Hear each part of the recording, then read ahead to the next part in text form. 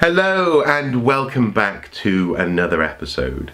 Now today I'm going to be talking a little bit about The Hobbit and The Lord of the Rings. Now hang on, it's okay, calm down, don't go anywhere, just bear with me.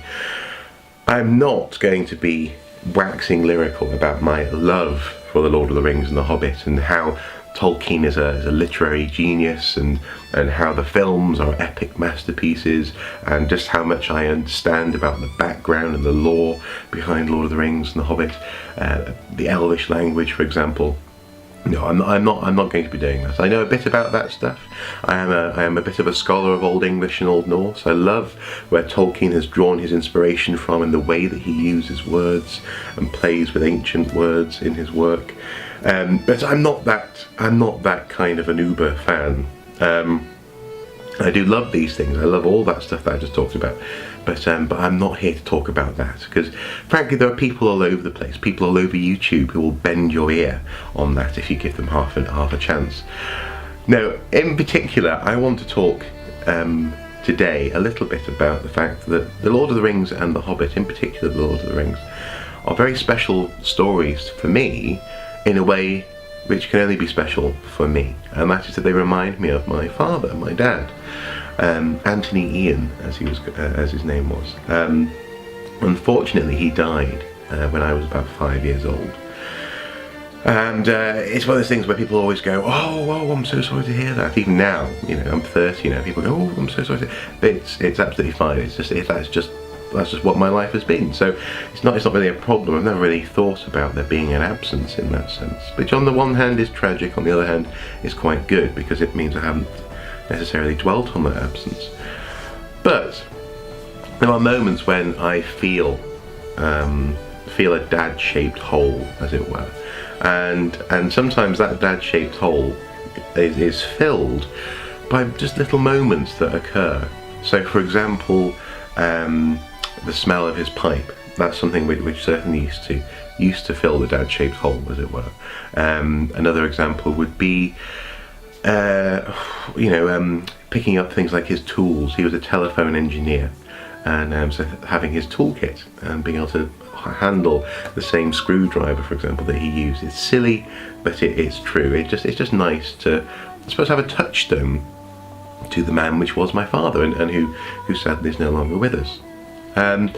But in particular, and this is something which is far more day to day, in particular, The Lord of the Rings and The Hobbit are two things which consistently are touchstones to my dad, because he actually read me both of these stories, or certainly most of The Lord of the Rings, certainly all of The Hobbit, before he died. He was reading them when I was a toddler in bed.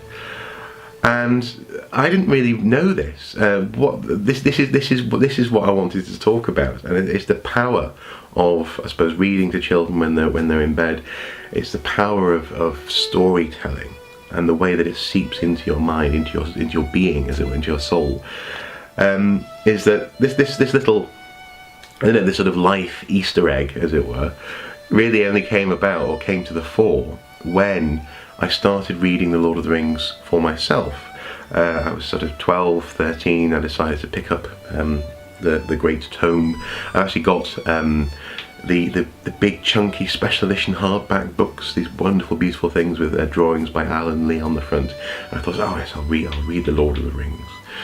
And as I was reading it, there were just moments which I knew already. And for a little while I thought, I must have read this book before. I must know this story from somewhere else. Maybe I've seen it on TV or something. I had seen the old Lord of the Rings animation, or part of it at least, when I was a child. I thought maybe that's it. Maybe I'm just picking this stuff up from there. But it wasn't that, actually. These were details. For example, when they first, I think, meet the elves in The Lord of the Rings, they have in the book, that is, they have a feast of sorts outside. It's just a passing camping feast, I believe, and that's not in the films, it's not in the cartoon, but it's in the book, and I knew that this was about to happen. And little seeds of moments, little things about the way that the events unfolded, I just knew was coming, and it was like a warmth. It was like a blanket of familiarity. It was like I was being guided and walked hand in hand through The Lord of the Rings by my dad. Now, I didn't actually realise that that's what it was until I think the second Lord of the Rings film came out with the Two Towers. When I was watching the film, there was just what was it? There was a moment. Oh, in particular, actually, yes, there was a moment when I think when the elves turn up to the battle in the Lord of the Rings, the Two Towers film, and I thought, no, that doesn't happen. That didn't happen. No. And I had read it. By then I'd read through the Lord of the Rings for myself. But actually, there was a moment when I remembered, in particular, my dad talking about the siege at Helm's Deep, and at the same time as well, the moment when a big orc jumps in through the door in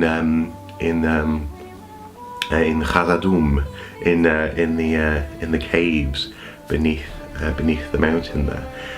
That's in the first film, though, of course. But those two moments sung to me at that moment. The way that Tolkien describes battle and action and leaping into action, grabbing a sword and a shield. And I remembered my dad telling me that stuff. And I'm not ashamed to say I had a slightly teary moment in the cinema watching the Two Towers. And some people were going, "Oh yes, it's so epic, isn't it? It's incredibly epic, this film. I can see why you're so touched." But it wasn't. I was sat there watching the Two Towers, and again, it was just a little bit like he'd put his hand on my shoulder, and it was lovely. Absolutely lovely, and I'll always treasure that. And in particular, it's this edition of The Hobbit which is very special to me. This is the one that he read to me. It's the one which has been kept in very good condition because he didn't have the chance to read it too much, actually, sadly. But I love the drawing on the front. I love Tolkien's beautiful artwork there. And actually, while we're on the topic of Tolkien's artwork, if you haven't, you really should check out his letters from Santa Claus. He wrote some beautiful letters for his children in the character of Father Christmas, and talking about the misadventures of, say, the polar bear and the elves, and each and every one was beautifully illustrated in that inimitable Tolkien style. So, but no, that copy of the Hobbit is very special to me because that's the one that he read, and his copy of the Lord of the Rings is actually with my mum. She wanted to keep hold of that, which is fair enough. But I've got the Hobbit now. And what's really cool actually about the Hobbit is I remember, in particular, descriptions of the door. I think the green door of Bag End. I remember the dwarves coming in with their yellow hoods and red hoods and hanging them up, and the build-up, because The Hobbit is much more of a children's book. I remember being enthralled, just sort of listening to Dad talking about all these dwarves turning up and bothering Bilbo in his house at the beginning of the story. I have to say, actually, with The Hobbit, I don't so much remember the rest of the story. I think I remember the dragon. That is to say, obviously I've read the story since, but I mean as a child. I think I remember him reading about Smaug or Smaug in the mountain, and putting on a voice, kind of like, "Who are you to bother me?" This kind of thing. And it's just lovely. And I don't know, maybe this isn't the most interesting video in the world for you to watch, but I wanted just to record this partly for my own benefit, because it's just worth recording it. And I suppose to a certain extent I'm sort of marking it for myself, sort of saying, I suppose, an ethereal thank you, as it were. But I suppose also as well, I just wanted just to log the fact that actually storytelling and reading to children can be so powerful and so important to them, and you never know what's going to happen. Then I'm not saying read to your kids if you have kids, or when you have kids, or if you're a kid, ask your parents to read to you because one day they're going to die and you'll remember it. No. I suppose what I'm saying is that this stuff, it bonds people together, and it always has. And I couldn't be more grateful for it. So yes, I love the Lord of the Rings, and undoubtedly I'll talk about something to do with the films. Certainly the Hobbit films, probably at some point in the near future. For example, I'm unlikely to actually go and see the third Hobbit film in the cinema. I've been slightly put off this sort of second, or well, prequel trilogy. I will almost certainly buy the extended Hobbit film, the third one, on DVD when it comes out, but I'm unlikely to bother my backside with the cinema. But I'll talk about that in another video. But no, I just wanted to talk about this, about the power of stories, and about just how grateful I am that Tolkien wrote a book which Dad loved so much that he wanted to read to his son, and his son, who at that time didn't understand the story, didn't understand the beauty of the words, but was nonetheless like a sponge and soaked it up. And later on in life, that stuff just came back to the fore. It was a wonderful moment, and hopefully you know what I'm talking about. So if you've got any similar sort of stories, I'd love to hear them. So please do comment below, and